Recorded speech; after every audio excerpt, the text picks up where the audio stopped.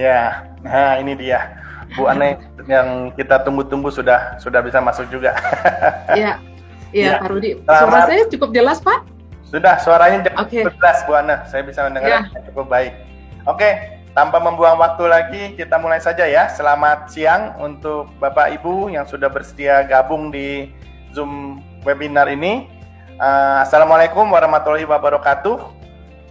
Waalaikumsalam warahmatullahi wabarakatuh. Waalaikumsalam. Ya, salam sejahtera buat kita semua. Mudah-mudahan Waalaikumsalam. Bapak Ibu sehat. Ya, nah sekarang siang hari ini kita mau bahas sesuatu yang cukup menarik ini, ya, terutama untuk teman-teman di dunia percetakan, yang mana kalau kita bicara warna itu memang menjadi hal yang membuat kita sering berantem antara bagian produksi sama ya customer, apalagi sama brand owner yang mana nggak terasa kayaknya kok tidak pernah bisa memuaskan gitu ya, dan warna selalu berbeda. Nah, saya pikir tanpa membuang waktu lagi nih, karena banyak yang ingin disampaikan oleh Bu Ane. Saya persilakan Bu Ane, teman lama saya ini sudah 20 tahun. Udah 20 tahun kayaknya ya, awal 2000 sampai sekarang. Dan saya persilakan Bu Ane untuk bisa memberikan pemaparannya. Iya, baik.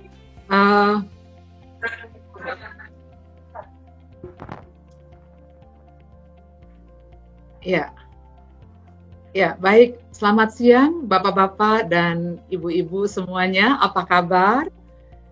Ya, senang sekali pada siang hari ini saya boleh bertemu dengan Bapak dan Ibu sekalian, meskipun pada acara webinar. Biasanya kalau di seminar kita bisa salaman, bisa ngopi bareng. Sekarang ini pandemi COVID memaksa kita untuk berubah ya.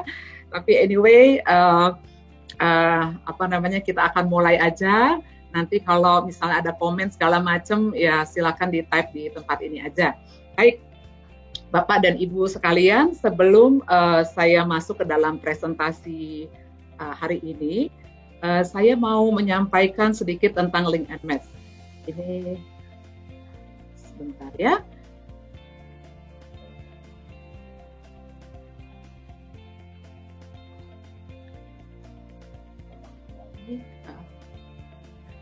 Ini sini Bang. Apakah kedengaran suara saya? Kedengaran, tadi kedengaran, sempat ya? Melemah suaranya, tapi sekarang sudah bagus lagi. Oke, sebentar ya. Ini salah satu pakai webinar ini betul-betul kita semua harus belajar. Oke, baik.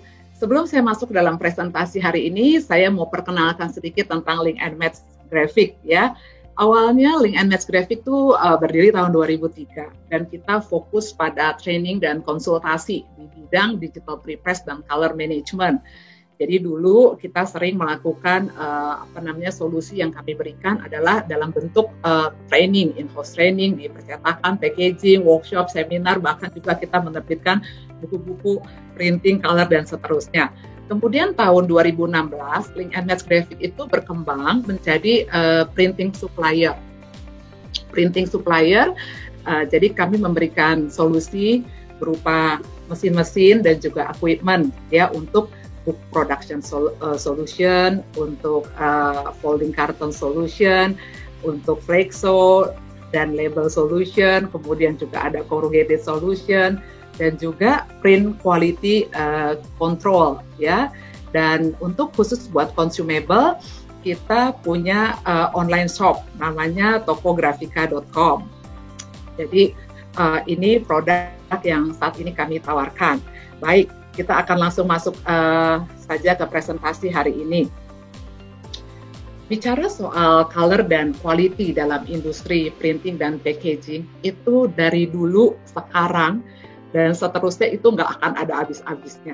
Selama masih ada yang namanya produk cetakan, packaging, itu akan selalu masalah warna, color menjadi sesuatu bahan pembicaraan, isu yang akan terus berlangsung. Ya, mau kisah sedih ataupun kisah senang. Biasanya kalau kisah senang itu nggak panjang-panjang gitu ya. Tapi kalau udah dikomplain, color approval nggak di ACC, warna berbeda, cetak ulang dan seterusnya, itu menjadi sesuatu yang harus terus kita perbaiki.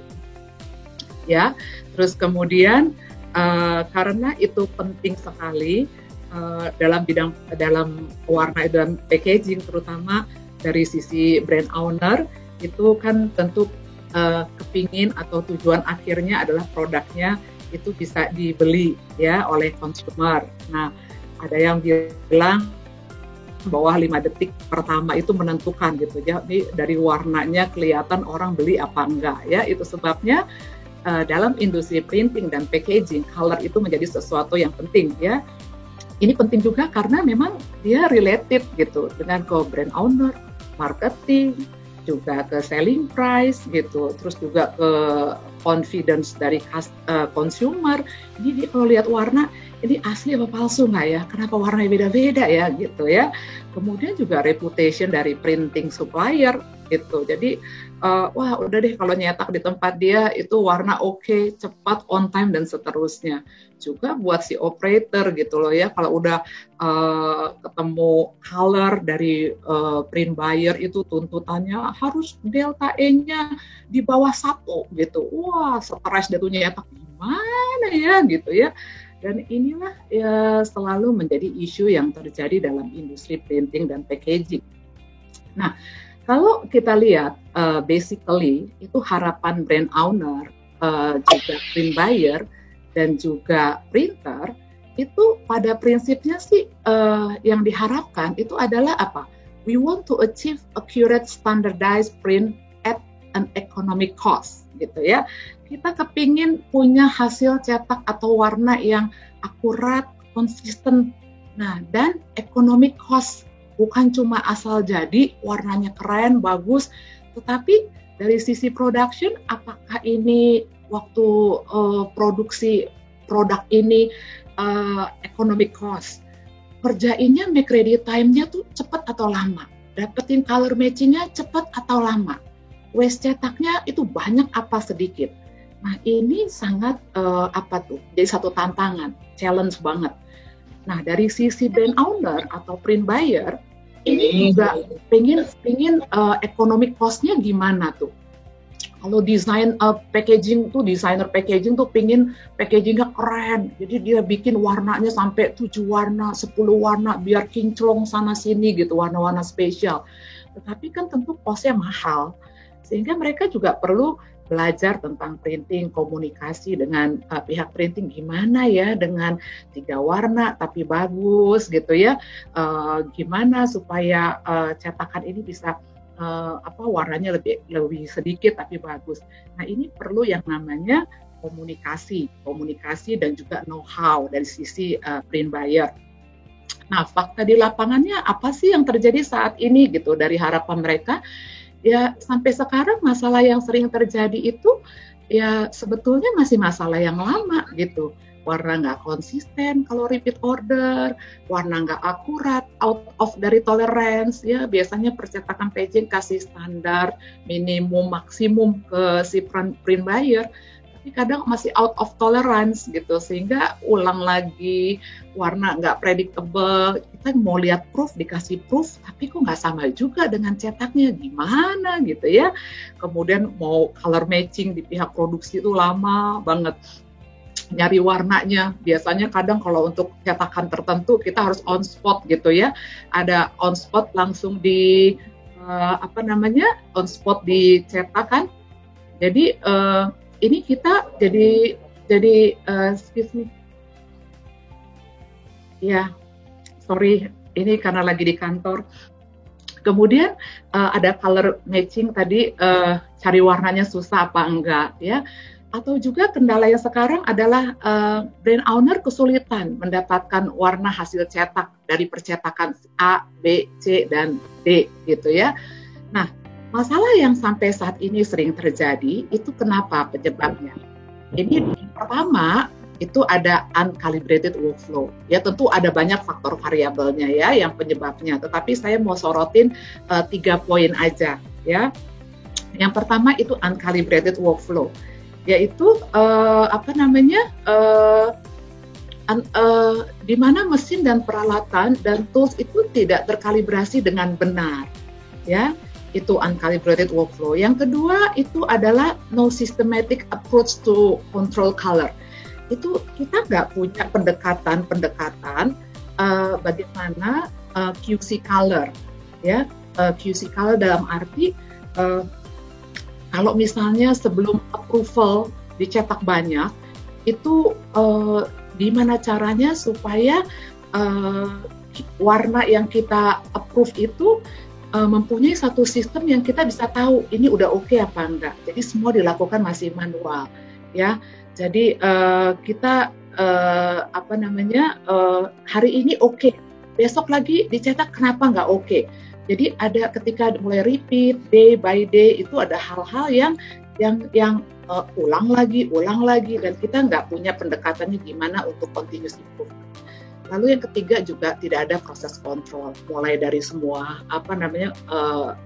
proses kontrol mulai dari monitor, kemudian monitor, plat, proofing dan juga cetak. Ini terjadi bukan saja di cetak offset, packaging offset, tetapi juga flexo dan juga gravure juga, ya. Nah, akibatnya tentu saja dari semua itu ya tadi saya bilang cetak ulang, kemudian revisi dari awal, kemudian waste terbuang, gitu ya, banyak waste cetaknya, unhappy customer dan seterusnya. Nah, lalu solusinya bagaimana gitu? Karena kita bilang issue color di dalam industri printing dan packaging dari dulu udah terjadi, maka kita mau lihat dulu tuh seperti apa solusinya.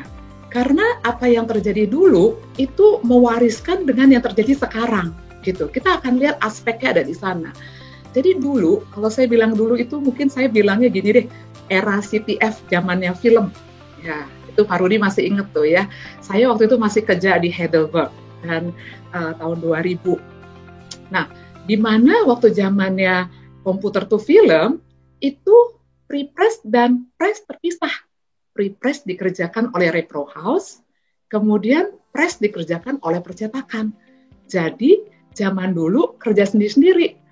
Nah, si advertising agency atau si print buyer itu dia mau nanti waktu dia mau bikin cetakan dia pergi dulu ke repro gitu. Ke repro dia kasih filenya lalu sama repro house dikerjain tuh pre-pressnya, diedit warnanya, di retouching dan seterusnya sampai oke. Lalu outputnya untuk color approval itu adalah progressive proof. Ya, saya nggak tahu deh apakah Bapak Ibu masih ingat zamannya dulu ada progressive proof, yaitu ada mungkin 10 lembar cetakan gitu ya. Dan waktu bikin progressive proofnya dulu pakai mesin itu tuh yang ada tuh di monitor itu, kecil dia manual di satu-satu ngerjainnya, cyan dulu, magenta dulu, yellow kadang nggak register sehingga warnanya jadi berubah. Lalu udah dapet progressive proof, dikasih tuh ke agensi. Nih contoh cetakan yang bakal terjadi, kamu kayak gini warnanya. Lalu agensi bilang kurang merah, kurang kuning, lalu dibalikin lagi ke repronya, terus dibalikin lagi ke repronya, lalu sama repro bukannya filmnya diganti atau filenya diedit, tapi koreksi warna di mesin progresif, tambahin tinta merah lagi, terus jadi merah. Pokoknya semua mesin progresif itu, si mesin proof itu jadi koreksi warna di situ, bukan di pre-press, bukan di bagian desain ataupun bagian komputernya, tapi di mesinnya, tambah tinta, tambah ini, and then there is no standard at all gitu ya. Lalu akhirnya customer udah 2 kali, 3 kali, akhirnya oke, saya suka ini warna proof cetaknya gitu ya, kan dia nggak tahu tuh gimana prosesnya, pokoknya saya suka yang kayak begini. Akhirnya yang dia suka itu dikasih ke percetakan sama film separasinya dulu. Nah, percetakan dulu kan cuma terima film, dia nggak ngolah file, lalu dia cetak. Nah, waktu cetak, mau pakai mesin cetak yang harganya miliaran, apa juga yang canggih, waktu dia terima, dia akan kejar warna dari si klien tadi, gitu. Jadi cara mesinnya kerjanya dulu lebih banyak kejar warna, jadi diabaikanlah itu standar, misalnya harusnya kalau dicetak magenta itu density-nya 1,3, black 1,8. Tapi kalau dilihat kerjanya, wah nggak dapet nih pakai cetak standar, si customer maunya lebih merah. Jadi magentanya yang harusnya standar 1,3 ditancap terus ya sampai 1,5, 6 dan seterusnya. Pokoknya supaya dapat. Akibatnya ntar problem tuh di mesin cetak tuh. Mungkin terlalu besar lah, nutup lah, apalah. Tapi gimana dong gitu. Jadi akhirnya konsep awal itu adalah percetakan itu kejar warna. Gitu. Kejar warna dari si color approval dari agency gitu, dari print buyer. Nah, sementara yang dikejar itu nggak pakai standar gitu kan, tadi yang saya bilang manual ganti, apalagi waktu itu filmnya nggak dikalibrasi dan seterusnya muncul segala macam. Nah itu yang terjadi di pola awal solusinya. Jadi solusinya adalah main kejar-kejaran dan percetakan yang akibatnya banyak waktunya yang terbuang ya, mesin cetaknya banyak idle-nya karena nyari warna dan seterusnya. Dan color approval pada saat itu adalah menggunakan progressive proof dari Repro House ya. Nah, itu yang terjadi ya, kejar warna dan seterusnya. Dan ini berlaku juga waktu zaman film itu untuk cetak flexo dan juga rotografur, masih pakai film dulu gitu ya. Nah, kemudian ini contohnya ya, yang saya ada cyan, magenta, yellow. Kemudian masuk ke dalam era berikutnya, yaitu era CTP. Saya katakan ini kalau di Indonesia setelah tahun 2000 ya, karena pada saat itu saya juga masih bekerja dan saya waktu itu ikut terlibat di dalam pemasangan CTP pertama di Indonesia. Saya masih kerja dulu ya di Heidelberg. Terus kemudian teknologi baru, gitu. Terus waktu teknologi baru, maka sekarang muncul plat. Teknologi baru kan tujuannya untuk efisiensi ya, untuk lebih cepat, lebih produktif dan seterusnya. Tadinya bikin film, plat, cetak, sekarang dipotong dari digital file langsung ke plat, langsung naik cetak gitu. Mungkin expose plat cuma 5 menit per warna. Jadi dalam waktu bisa ada 4 warna itu paling cuma setengah jam udah jadi, langsung naik mesin cetak dan cepat gitu. Itu konsepnya. Nah, apa yang terjadi di lapangan gitu? CTP yang ini harus dijualnya di percetakan gitu, bukan di repro, dan bisnis repro akhirnya tutup, udah nggak ada lagi di Indonesia. Ini karena teknologinya berubah. Akhirnya CTP diinvest di percetakan. Nah, si percetakan yang tidak biasa terima digital file dari print buyer, dari agency, itu sempat di awal-awal kewalahan. Karena dia harus create departemen pre-press sendiri ketika dia beli CTP, dan dia harus orang-orang yang bekerja di dalamnya harus mulai menyesuaikan. Waduh, terima file ini harus diapain? Nanti langsung keluar plat, kan plat mahal. Kalau salah gimana? Terus gimana? Terus kalau mau color approval gimana gitu ya? Dengan agency kan nggak bisa tiba-tiba keluar plat lalu cetak banyak sebelum ada approval atau ACC dari klien. Nah, si klien dikasih apa waktu era CTP di awal-awal? Dikasih digital proofing, yaitu inkjet printer. Pak Rudi tuh inget dari awal-awal ya Pak Rudi ya, kita tuh sempat di awal tahun 2000-an itu ngetes proofing. Ini si inkjet yang mana nih, merek yang mana, inkjet printer itu dikombinasi dengan RIP. Jadi istilahnya dikawinkan dengan CTP kita ini waktu itu dulu. Ini warnanya bisa simulasi hasil cetak nggak? Karena ini buat color approval, sempet tanda tangan sama customer udah oke, dicetak nggak bisa, wah kita jadi buah si malakama, kita yang ngasih proofing, begitu dicetak nggak bisa.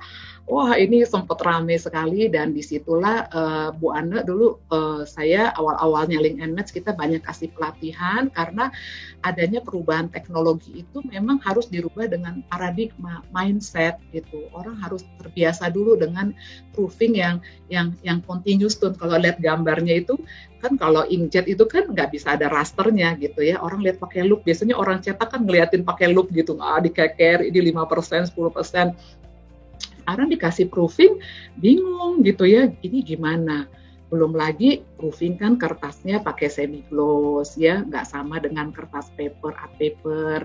Belum lagi tintanya, si proofing kan biasanya 8 warna, 10 warna.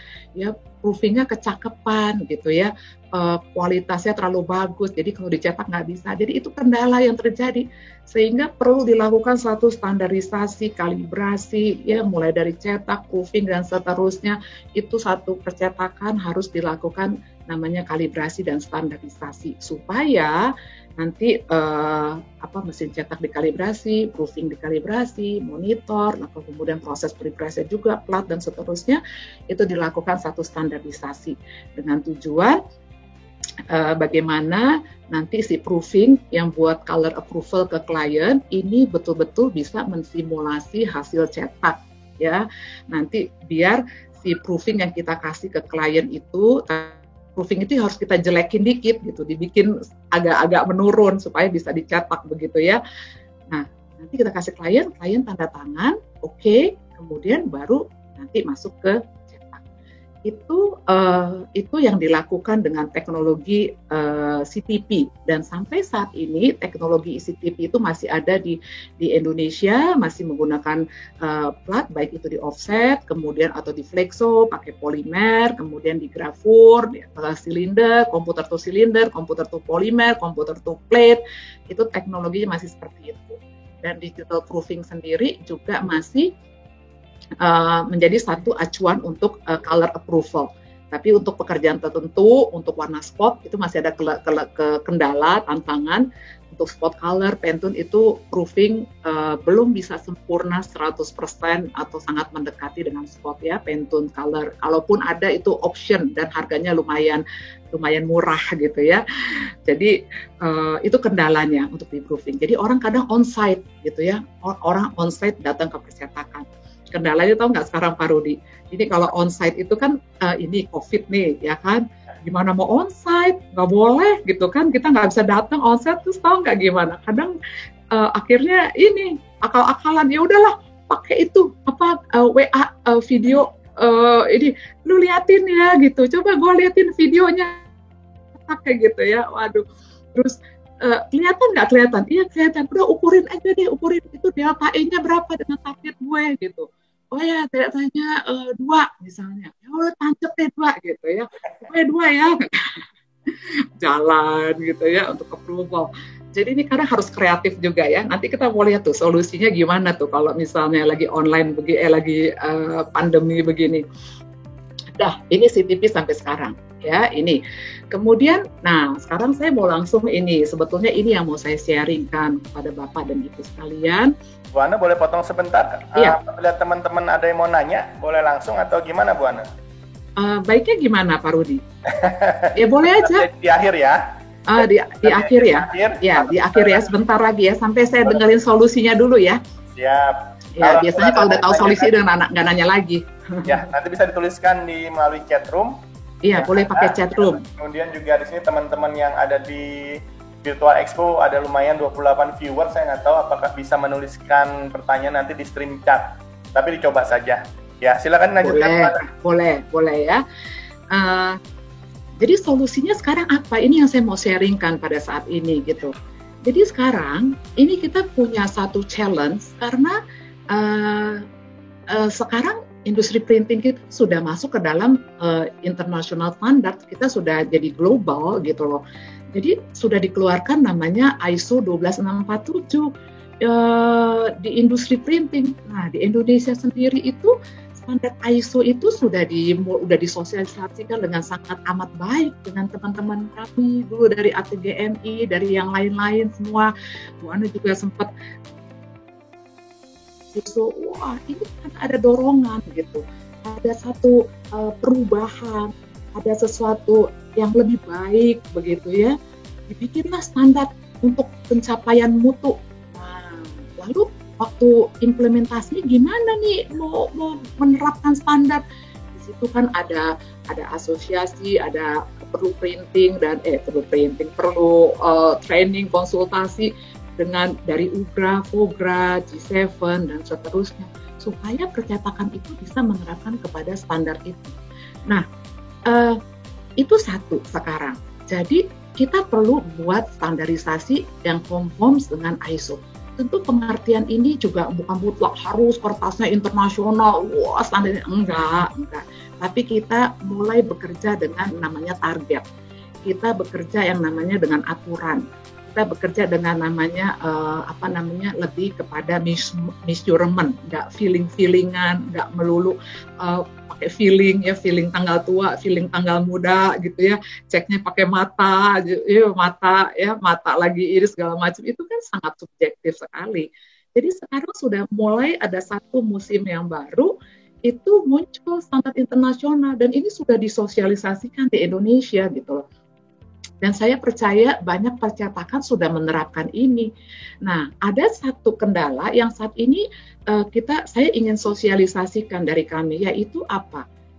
Setelah dilakukan standarisasi, kita bikin biasanya setahun mungkin 2 kali, 3 kali kan bikin standar itu kan ribet Pak Rudi. Jadi kita cetak test form dulu ya yang segede 1 plano, kemudian naik ke mesin cetak, habis itu diambil, diukur, ya kan? Lalu oke lah itu, ya kan? Jadi pas habis kalibrasi itu, katakanlah 1 minggu setelah kalibrasi itu semua oke. Proofing oke, monitor oke, cetak oke. Terus ternyata ada perubahan. Ganti tinta, ganti kertas, fountain solution-nya ganti, kemudian pindah mesin cetak, kemudian ini dan itu, ada faktor variabel yang banyak sekali di percetakan itu muncul. Terus kita nggak bisa detect itu. Tahu-tahu, tuh kenapa sekarang cari warna susah ya? Tuh, kok sekarang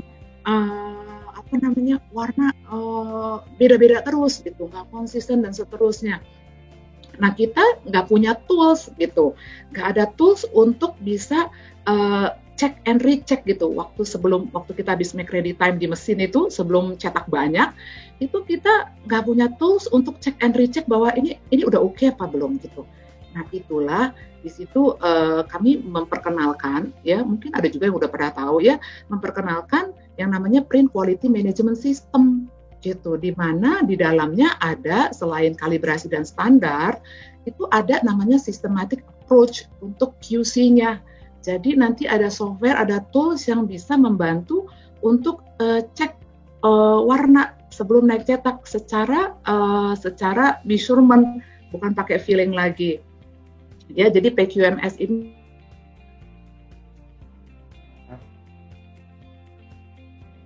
kami mau sampaikan adalah metode Print Quality Management System, di mana di dalamnya ada kalibrasi dan standarisasi, ini basic banget, ini yang sudah pernah dilakukan. Yang kedua ada systematic approach untuk quality control. Proses kontrol tiap proses, ya ini ada metodenya juga. Ada technical training, ini juga yang paling penting.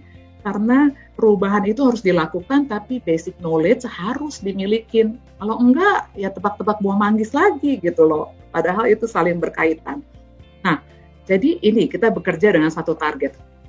Ini loh contohnya ya, menggunakan pendekatan QC color. Jadi di setiap pekerjaan itu dicantumkan color strip. Nah, kalau Pak Rudi lihat ini ada color strip ya di atas bar begitu. Ini dicantumkan di setiap job itu dicantumkan. Jadi tadi setelah proses kalibrasi dan semua udah done dulu ya, dikasih ini, terus kemudian pada saat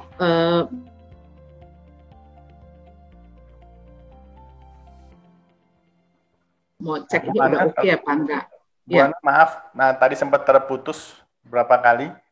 Kalau nggak videonya dimatikan aja nggak apa-apa. Biar paling tidak kita bisa dengar suaranya lebih lancar, Bu Ana. Oh gitu? Ya, tadi sempat terputus beberapa kali.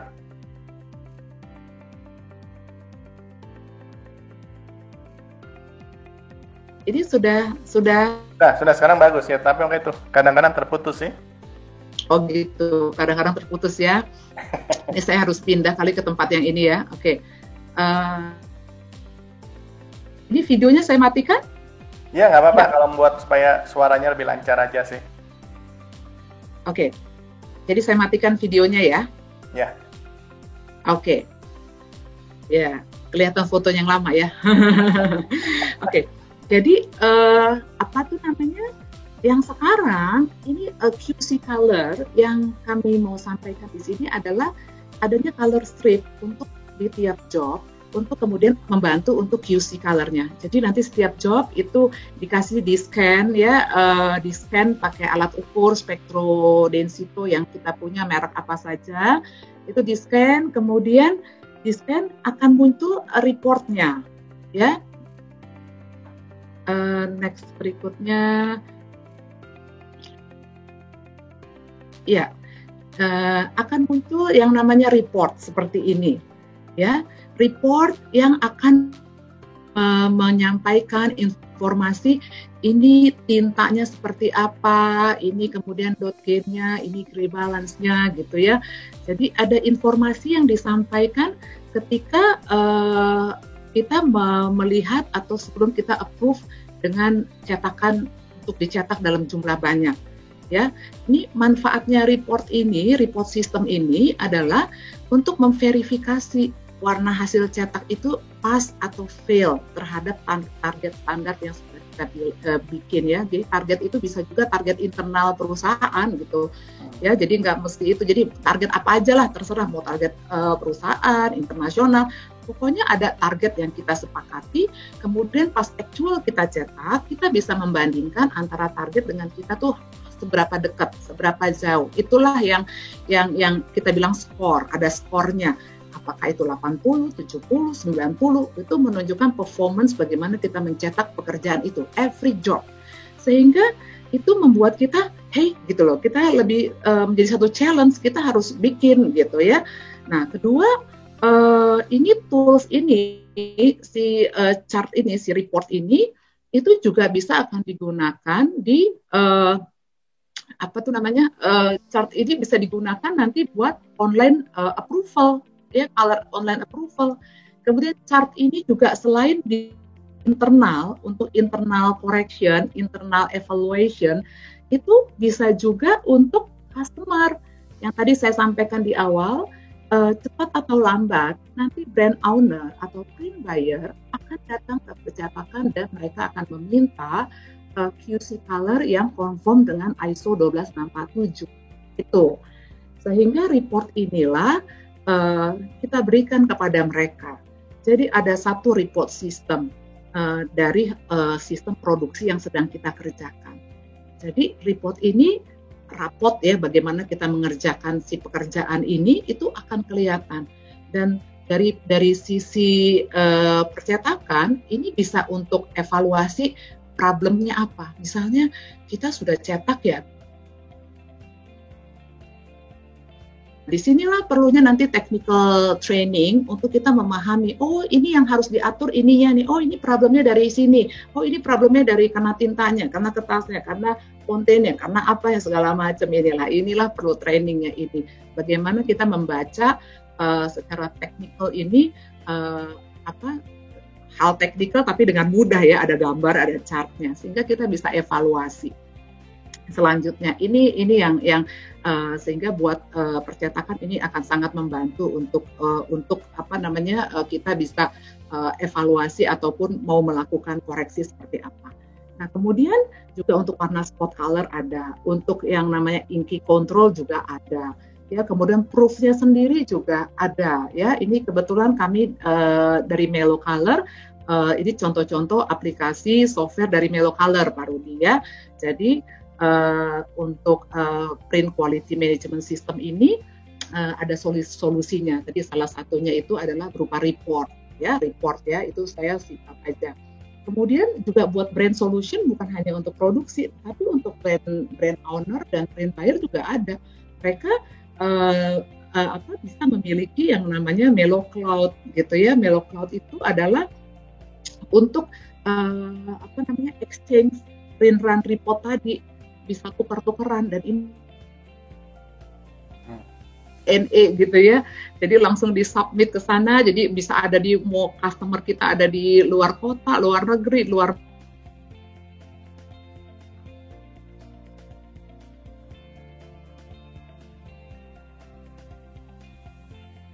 nanti proof di monitor gitu.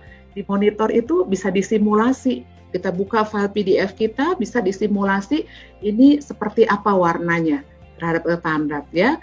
Nah, jadi ini sekarang komunikasinya using science gitu, enggak tebak-tebakan ya. Jadi semua pakai measurement dan satu sistem. Nah, untuk lebih detailnya untuk yang remote, saya puterin videonya ya Pak Rudi ya. Bisa kelihatan? Ya, bisa kelihatan. Ya, ini sebentar doang kok. Memang tidak ada suaranya ya? Sebetulnya ada, Pak. Ini kedengaran suaranya? Tidak sih, kita tidak mendengar suaranya. Oke. Ya udah. Lihat gambarnya aja ya Pak Rudi ya. Sorry maaf.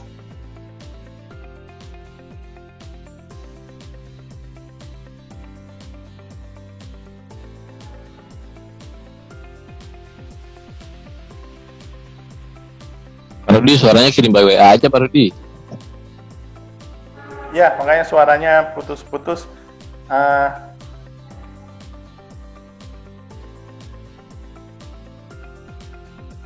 Coba mungkin bisa di skip kali videonya, Bu Ana.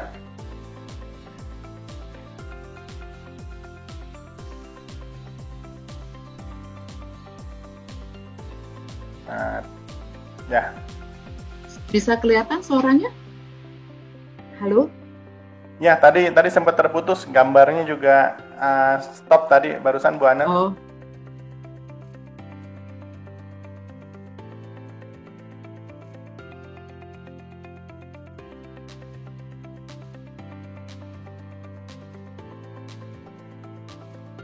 Sudah bisa Pak Rudi? Kayaknya kalau video berat kayaknya Bu Ana. Berat, oke. Berat ya? Ya. Sekarang sudah kedengaran suaranya? Ya, sekarang suara sudah muncul lagi ya. Tadi sempat ngeblank. Ya, jadi tadi kalau gitu saya masuk dalam ini deh, tadi saya ceritain aja bahwa tadi yang namanya remote approval itu adalah solusi ketika antara print buyer dan percetakan di dalam kita untuk hal. Jadi ada reportnya tadi yang diukur ya, tadi yang kita bilang report di bagian QC-nya.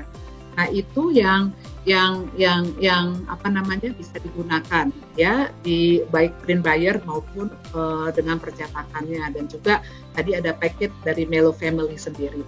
Nah jadi itulah yang digunakan atau yang bisa kita praktekkan untuk kita mempunyai sistem yang baru di tempat kita, upgrading gitu ya terhadap tuntutan baik owner maupun untuk continuous improvement di tempat kita masing-masing gitu ya. Jadi dari ini kesimpulannya adalah itu kita perlu change paradigma kita Pak Rudi ya untuk setiap musim gitu ya.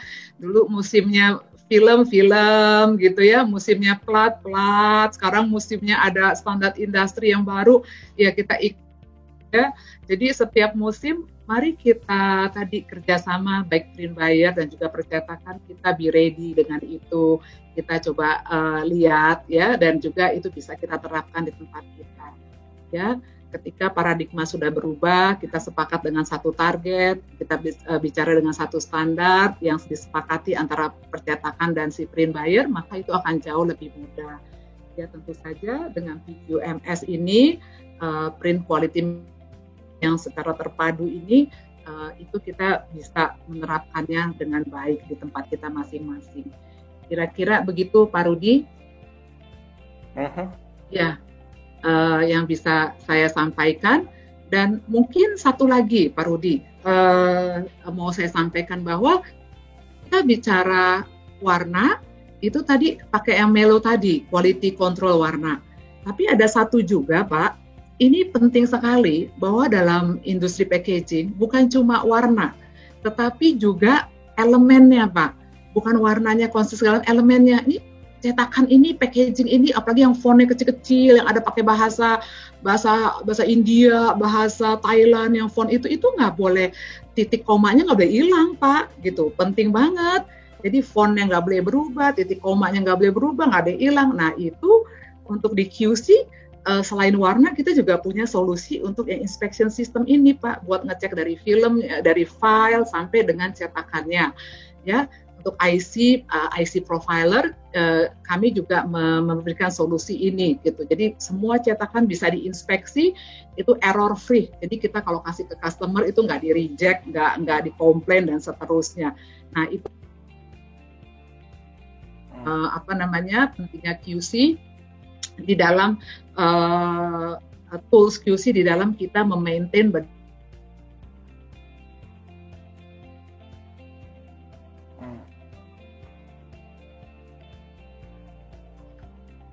Saya kira begitu Pak Rudi yang bisa saya sampaikan pada siang hari ini.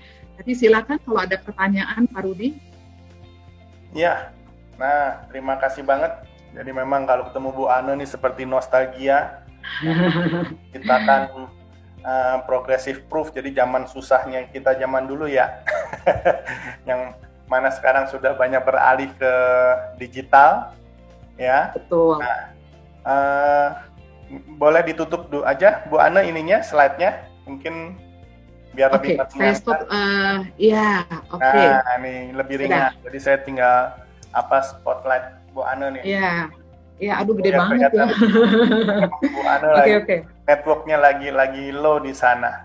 So, iya Pak. Sebenarnya kalau lihat seperti ini sih banyak banget pertanyaan nih berseliweran di kepala kita nih. Tapi saya mulai aja dulu karena langsung sudah ditanyakan nih sama salah satu kawan kita nih, namanya percetakan 8. Ngomong warna, saya jadi ingat beberapa hari yang lalu sempat dipusingkan dengan metarisme. Nah, maksudnya gimana nih Pak metarisme Pak? Kalau mau bicara langsung boleh Pak? Dibuka aja mikrofonnya untuk disampaikan. Metamerism Pak. Ya, nah pertanyaannya gimana Pak? Itu kan di luar dari perkiraan kami ya. Kita tinta biasa kita pakai tinta, terus tiba-tiba ketika kita bikin sebuah cetakan, jadi pas ketika ada repeat order, ternyata ketika kita bawa di luar ruangan sama yang di controller mesin itu, di meja kontrol mesin, warna kok jadi beda. Itu yang bikin pusing itu. Kemarin sempat pusing. Nah, itu masalah metamerismenya itu. Ya, Bu Ana silakan ditanggapi Bu Ana. Nah, kebetulan kemarin dapat respon dari Bu Ana juga kayaknya ya, lewat Mas siapa saya kemarin lupa, ngomongin masalah metamerisme itu. Nah, itu yang perlu kita perhatikan agar tidak terjadi seperti itu tuh gimana itu Bu? Iya, jadi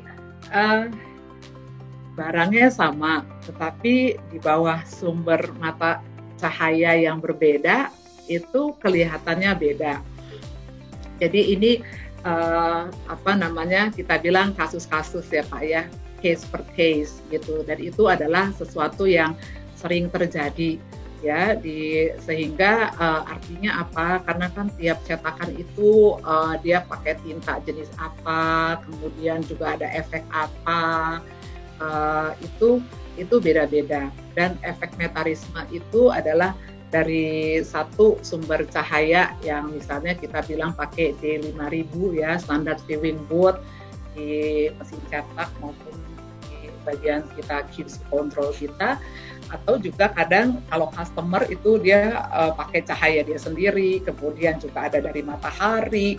Jadi sumber cahaya yang berbeda itu memberikan respon yang berbeda terhadap permukaan cetakan gitu, apalagi kerataannya. Jadi sudut pandangnya itu berubah. Jadi satu hal efek metarism itu adalah tadi yang ya kita terima itu bagian dari satu kejadian begitu, sehingga salah satunya kita punya satu sumber yang sama kalau ngelihat gitu. Jadi kalau di mesin cetak itu kan ada standarnya, lampunya harus D5000 gitu, lampu light-nya, daylight ya. Jadi kita pakai sumber yang sama di dalam melihat sebuah produk. Jadi jangan berbeda. Kira-kira begitu Pak. Ya, nanti kalau untuk lebih teknisnya dan seperti apanya, nanti Bapak silakan boleh japri saya gitu ya, karena bicara teknikal tuh pakai angka-angka dan seterusnya. Boleh ya, senang sekali, terima kasih ya. Nah, Iya, makasih Bu. Iya Pak. terima kasih. Nah, sebelum lupa mungkin kalau Bu Ane ada mau disampaikan nomor kontak kantornya yang bisa dihubungi Bu Ane? Ya, Bapak dan Ibu, apabila ingin informasi lebih lanjut ke tempat kami, bisa dihubungi di website kami, itu www.linkms.com, Pak. Dan juga kalau mau telepon, boleh ke telepon di kantor kami, itu di 02982661. Harusnya dicetak di screen ya, Pak Rudi ya. Tapi gampang kok, Pak. www.linkms.com, itu klik aja semuanya ada. Ya, nanti email, telepon segala macam, dan saya senang sekali. Mungkin Bapak Ibu juga kalau mau info konsultasi itu juga bisa, nggak apa-apa ke tempat kami gitu. Iya, baik, terima kasih. Nah, ini ada Pak Ade Rusmana yang sepertinya ingin bertanya. Nah, Pak Ade, boleh Pak silakan dibuka mikrofonnya Pak untuk disampaikan. Iya, terima kasih Pak Rudi. Selamat siang Bu Ana. Iya, selamat siang Pak Ade. Iya, perkenalan dulu, saya Ade dari PT Mayora. Saya bukan percetakan sih, tapi lebih banyak menerima hasil cetakan dari vendor kita nih. Iya, terkadang beberapa kali mau itu vendor yang besar maupun kecil sering memberikan hasil cetakannya itu, kalau kita punya produk itu dibentangkan itu antara front panel dan back panel itu meskipun gambarnya sama tetapi berbeda hasil. Saya ngelihat tadi slide-nya dari Bu Ana, itu kan ada yang namanya kalau di color bar atau apa ya di atas itu bisa merekam gitu kan ya, dengan demikian canggih. Apakah bisa terselesaikan antara mungkin ya gambar didesain di back panel dan front panelnya itu bisa sama gitu?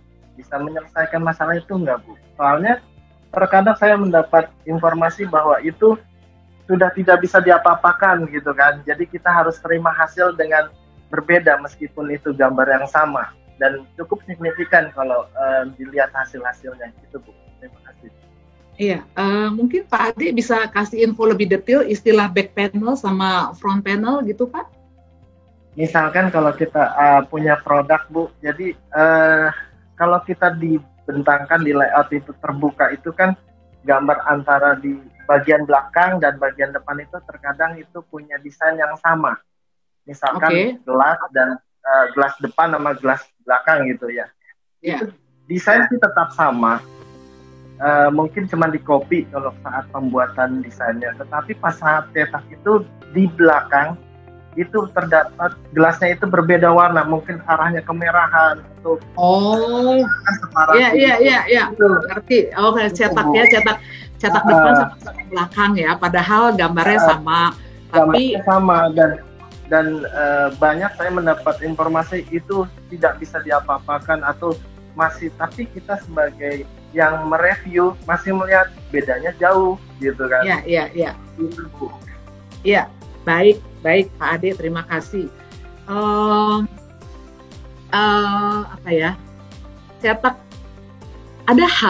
ada hal itu di dalam percetakan itu adalah hal yang harus diterima Pak. Ya, ada hal dalam industri printing itu yang harus diterima, begitulah konsep printing misalnya gitu ya. Kalau cetak itu orang kalau mencetak itu kan tanda petik bagian muka dulu naik. Jadi kalau kita paham proses cetaknya ini makanya penting ya kita harus terima apa yang terjadi di printing gitu. Jadi nggak mesti artinya kita harus tahu kendalanya sehingga kita bisa komunikasikan bagaimana solusinya. Jadi kalau printing itu kan kalau cetak muka Pak, ya mukanya duluan gitu. Atas cetak busut gitu, misalnya satu plano gitu ya, cetak box gitu. Satu plano gitu ya di atas karton. Itu kan jalan satu muka, kita mukanya dulu ya jalan. Nah itu kan tunggu kering dulu sekian lama ya tergantung ini ya, terus kemudian baru berikutnya cetak belakangnya gitu.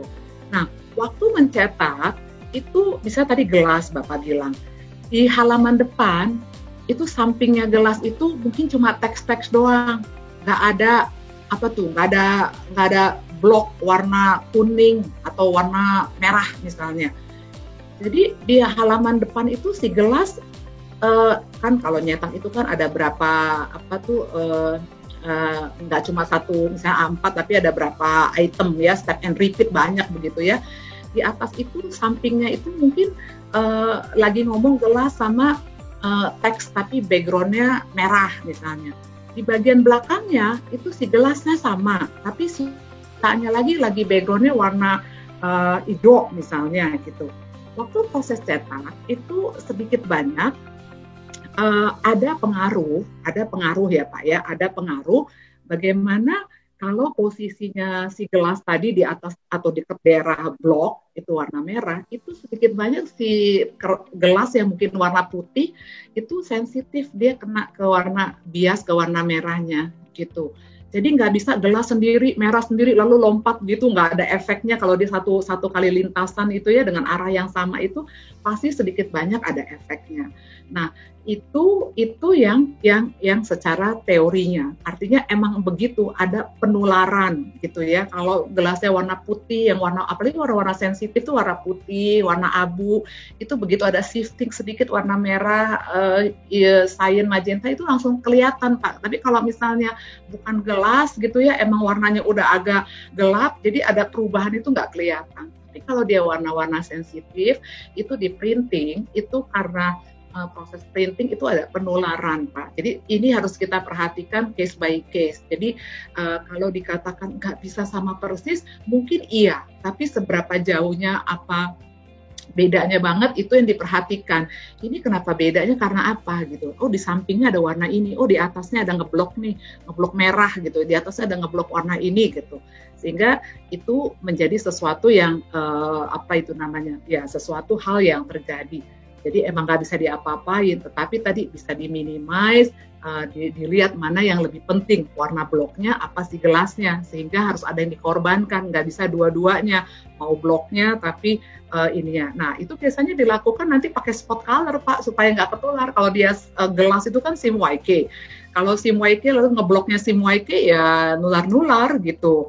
Tapi makanya penyiasatinya kalau di packaging ya itu dia dibikin spot color gitu, supaya spot kan berarti platnya berbeda lagi warna spot, jadi dia bisa tapi merah Pantone, merah spot gitu, tapi resikonya jadi 5 warna, harganya jadi mahal gitu ya. Nah, ya begitu Pak Ade. Nanti lebih detailnya boleh kita ngobrol Pak Ade ya, bisa kontak Bu Ane. Ya, baik Bu. Terima kasih Bu Ane. Iya, sama-sama Pak Ade. Ya, nah tadi juga ada di share di chat room kontak ke tempatnya Bu Ane ya, boleh dihubungi.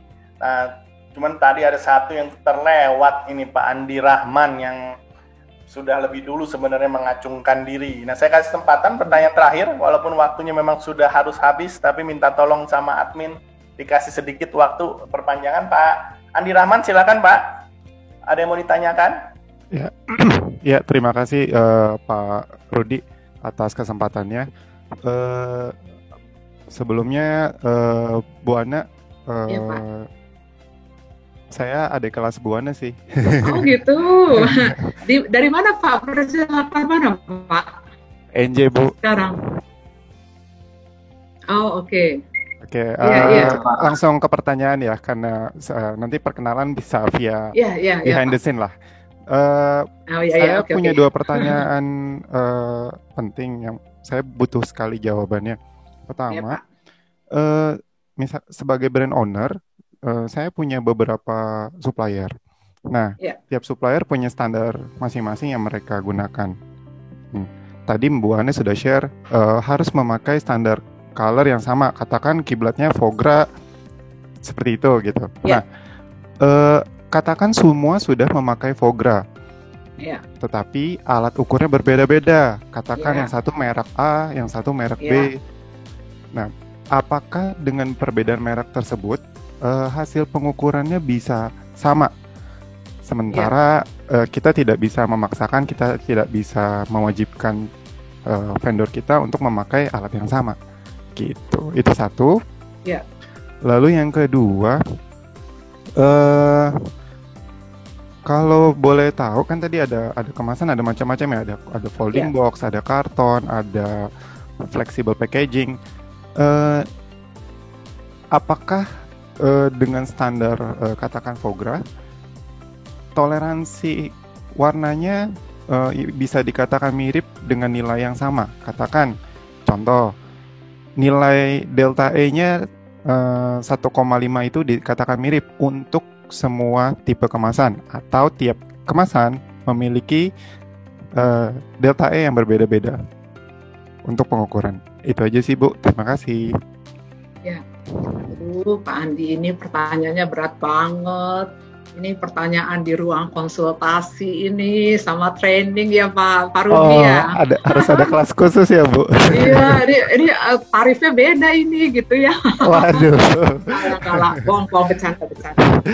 Thank you Bu. Oke, yang pertama tadi itu ya sudah nerapin standar, gitu, cetakan ABCD segala macam, tapi karena alat ukurnya beda, maka hasil beda gitu ya. Lalu main salah-salahan.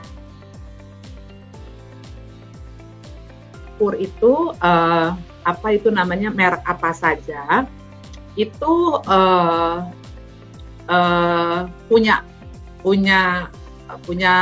punya spesifikasi.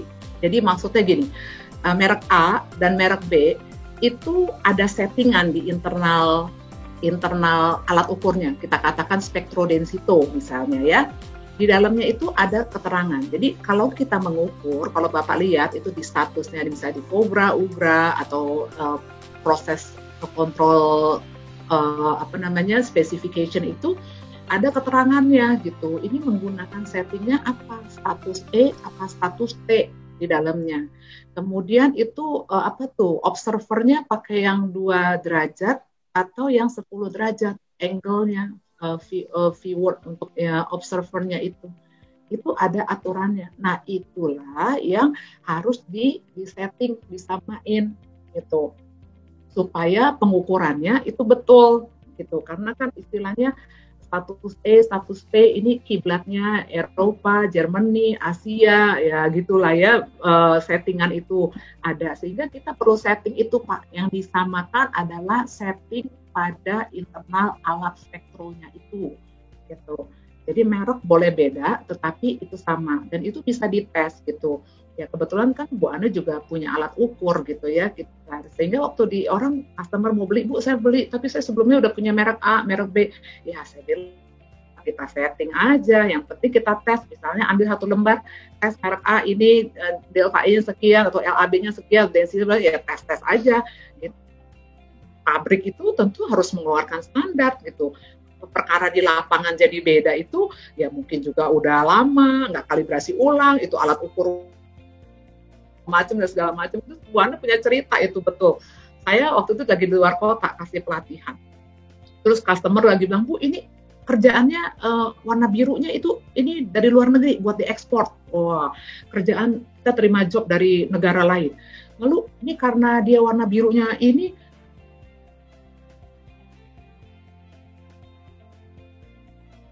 ya itu tadi yang di luar negeri ngukurnya, di tempat kita delta E-nya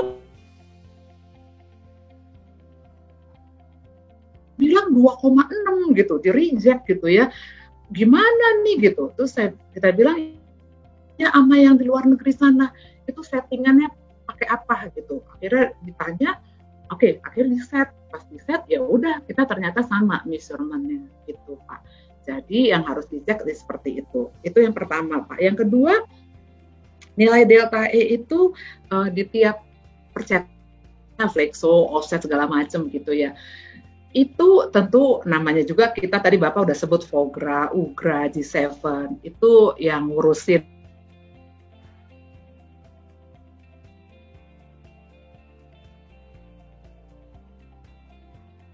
dua itu untuk offset.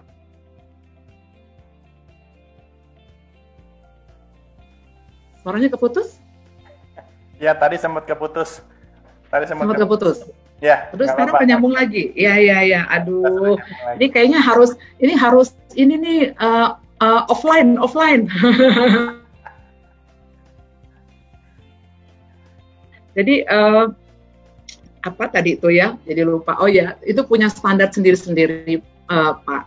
Jadi di offset, di flexo, di itu delta E-nya itu sih secara pengukuran sama, tapi berapa nilainya, standar speknya itu beda-beda. Tergantung tadi mau pakai standar apa, mau toleransinya sampai semana, itu kesepakatan, Pak. Secara peraturan dari FOA itu ada aturan minimum untuk cetak misalnya 3 gitu.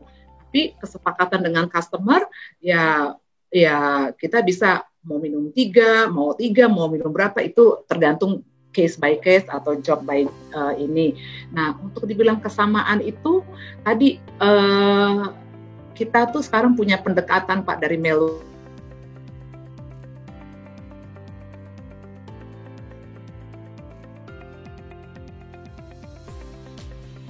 kalibrasi. Jadi dengan gray balance itu, jadi itu betul-betul warna lain itu bisa mengikutinya, ya. Jadi intinya kembali lagi setiap percetakan punya standar sendiri, Pak. Dan pendekatannya seperti apa, Bu, supaya dekat cetak dan D beda-beda. Nah itu ada perlu proses implementasi standarisasi yang berbeda. Begitu, Bapak. Nanti untuk detailnya. Ya. Terima kasih, Pak Andi Rahman juga sudah sampaikan terima kasih kepada Bu Ane. Ya. Nah, sekalian dengan closing statement, saya pikir walaupun dari admin tidak memberi peringatan, sebenarnya berarti kita boleh sampai jam 1 kayaknya ini. Tapi jangan deh, udah pada lapar. Iya, betul. Closing statement, ada pertanyaan dari Pak Abdul nih untuk pengukuran warna ini. Apakah hanya untuk offset sajakah? Bagaimana dengan flexo dan rotografur? Iya. Solusi dari Melo Color dan inspection system yang dari IC Profiler tadi yang untuk cek elemen cetak. Kalau Melo Color untuk QC Color, kalau IC Profiler itu untuk QC inspection system untuk elemen cetak. Itu apa namanya? Saya jadi lupa, Pak, tadi. Sorry, come again, Pak. Dari Pak ini tiba-tiba blank. Dari Pak Abdul tadi pertanyaannya boleh diulang, Pak Rudi? Ya, jadi pengukuran warna ini bagaimana dengan flexo dan rotografur? Oh iya, itu tadi mau ngomong gitu ya, bahwa itu bisa diterapkan maksudnya. Dari IC inspection, dari Melo Color, itu bisa diterapkan untuk di flexo dan di rotografur ya. Jadi tetap ada yang namanya QC color, bisa ditempel, kemudian diukur, keluar report, dikasih ke print buyer, dan reportnya itu confirm apa enggak dengan standar kita. Jadi itu bisa diterapkan, Pak, gitu ya. Tinggal itu kan sangat ngebantu banget gitu. Ada tools yang bisa kontrol evaluasi dengan gampang, dengan mudah, daripada feeling tebak-tebakan seperti itu ya. Jadi itu tools itu bagus sekali dan mungkin ya kadang mungkin mesin cetak sudah ada kasih solusi itu, mungkin alat ukur juga sudah ada tools itu, tapi mungkin nggak digunakan atau mungkin tidak optimal penggunaannya atau tidak pemakaiannya tidak komplit. Makanya tadi yang Bu Ana bilang PQMS itu dia the whole package, bukan cuma alat, bukan cuma report, tetapi bagaimana proses kontrolnya tadi itu juga ada toolsnya, ada report-reportnya semua yang mudah untuk dilihat, dievaluasi dan bahkan dikirim ke customer. Bahkan sama ke owner juga bisa kontrol meskipun dimanapun itu ada job, ada report analitiknya segala macam gitu ya. Mungkin Bu Ana sharing satu lah. Saya partner kami Melo Color yang ada di China, Taiwan itu satu percetakan tuh dia report gitu ya. Setiap kerjaan itu di-report, di-upload begitu ya. Ini nilainya skornya 80, 90, 89 karena sudah dilakukan kalibrasi. Dan itu jadi report ke manajemen gitu loh. Oh ya, ini untuk kerjaan ini 1 bulan ini yang di-upload berapa yang pas, berapa fail, berapa pas, berapa fail. Jadi dia bisa feedback internal. di internal sendiri juga ada continuous improvement gitu, dan ada data, pakai data, nggak pakai feeling atau kita bingung mau lanjutin dari mana gitu. Tapi kalau ada data, kemarin kita dalam 1 bulan nih kerjaan kita nilainya skornya 80 gitu, atau ada yang 50 nih, banyak banget. Ini what happened aya naon gitu ya. Jadi gimana ngeceknya nih? Kita nggak bisa trace back nih. Ini apanya yang salah ya? Ini kan yang kerjaan yang kemarin ini. Yang kemarin ceritanya siapa? Operatornya siapa? Pakai mesin mana? Lalu tinta apa? Ini apa? Itu kita nggak bisa trace back gitu. Tapi dengan adanya report, kita bisa trace back, bisa lihat, dan itu ya sangat helpful buat customer maupun buat kita. Ya gitulah, paling nggak stres-stresnya itu dikurangin dikit, lembur-lemburnya bisa inian ya kan, jadi bisa sempet pergi ke mall, nggak sempet ya online dan seterusnya ya gitu Pak Rudi. Ya, oke, baik, terima kasih Bu Ane. Seperti memang banyak yang mesti dibahas ini, bahkan mungkin berikutnya bisa diberi pembahasan yang lebih agak teknis kali ya. Tapi karena waktu kita juga terbatas, mungkin teman-teman juga nanti bisa menunggu pemberitahuan berikutnya nih dari Bu Ane yang akan boleh mengundang teman-teman untuk kita ketemu kembali secara online. Ya, Bu Ane, boleh ya? Oke. Saya rasa itu aja karena saya sudah diingatkan oleh admin untuk selesai. Ya, kita ketemu di acara berikutnya. Terima kasih Bu Ane. Ya, terima kasih Bapak dan Ibu sekalian. Terima kasih Pak Rudi. Terima kasih. Selamat siang. Salam sehat. Terima kasih juga untuk teman-teman yang sudah bersedia hadir tengah-tengah meeting Zoom ini. Sampai ketemu di event kita yang berikutnya. Assalamualaikum warahmatullahi wabarakatuh.